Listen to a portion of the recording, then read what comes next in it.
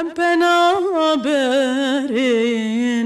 هنرمند استرانبیژن کردین پنابر و تاراوگنشین دو گوشنیگای کار و برهمین موزیک و سترانان لروژه و کردستان دنیرن و هنرمند که جروش آوای آکنجی سوید ده هیاما کار خوی لگل سازی انجواکا سویل خوابخشانه کار کری شیای لگل حوالین خو نزیکی 9 میلیون کرون سویدی بروش آوا بشینن. از بینم که گله گرینگه که مهو بخوب کارن سیویل و جیمرو اکتیو بکه جبر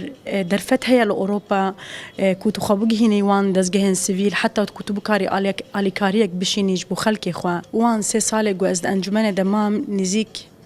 4 شاهی ما آماده کرن نزیک 9 میلیون کرون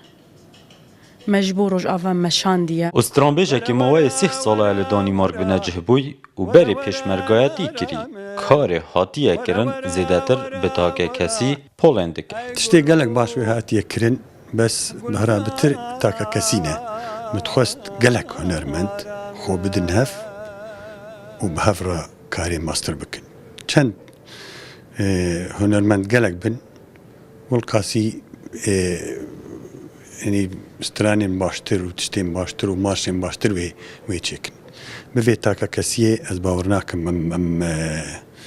ام بگهینن وی آستا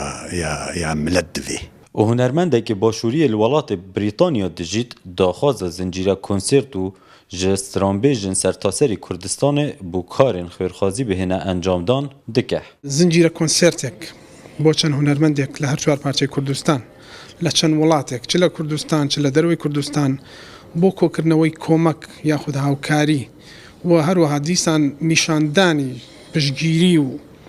هەڵوێست و دڵسۆزی خۆمان بۆ پێشمەرگە و بۆ هەموو خەباتیارانی کوردستان شتی ئەوها گەورە تا ئێستا بەداخەوە نەکراوە هیوادارم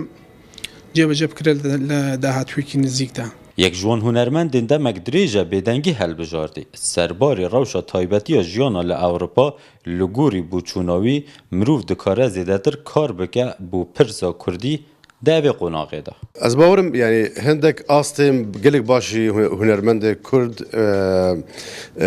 گلک هرمتی کرنه آستا که بلند او کرنه بجن پیشگرتیا پیشمرگه پیشگرتیا پنابری مبتایبتی روش آوا